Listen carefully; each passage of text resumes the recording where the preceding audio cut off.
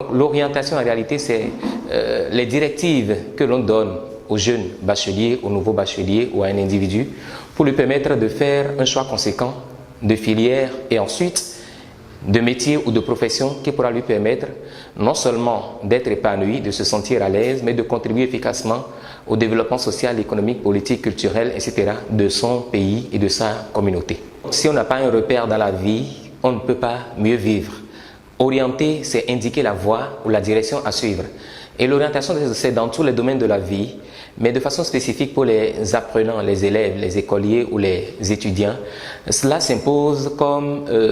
facteur clé, fondamental pour la suite du cursus ou pour la vie socio-professionnelle, parce que c'est justement ce processus qui permet de savoir quel est le métier qui est le mieux adapté pour nous, quelle est la formation ou bien la profession qui est la mieux adaptée pour nous. Première orientation, après l'obtention du CEP,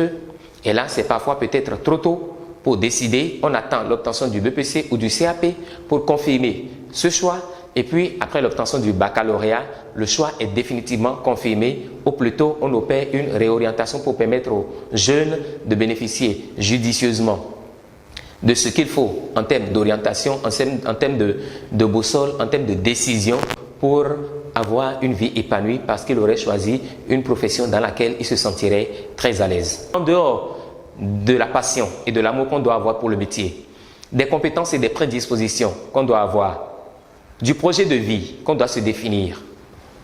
des moyens et des ressources qu'il faut mettre à disposition ou à contribution, il y a les besoins du marché de l'emploi qui sont tournés vers les filières porteuses. Et le dernier élément à prendre en considération, les deux derniers éléments à prendre en considération, c'est l'avis ou le conseil des parents. Mais alors, comme je l'ai dit, les parents ne doivent pas vous imposer un choix de filière ou bien une filière. Choisissez votre filière en tenant compte de tous les principes que nous avons évoqués et surtout, prenez appui sur le guide d'orientation des nouveaux bacheliers que le ministère de l'Enseignement supérieur et de la Recherche scientifique met à disposition des nouveaux bacheliers. Prenez appui sur les métiers d'avenir publiés par le ministère des Enseignements secondaires techniques et de la formation professionnelle. Choisissez votre filière en prenant appui aussi sur toutes les informations que donne aujourd'hui l'Agence nationale pour l'emploi, l'ANPE, et sur les propositions de recrutement que fait aujourd'hui le programme spécial d'insertion à l'emploi PSIE initié par le gouvernement béninois. Choisissez votre filière en tenant compte des filières homologuées et les universités homologuées par le ministère de l'Enseignement supérieur et de la Recherche scientifique.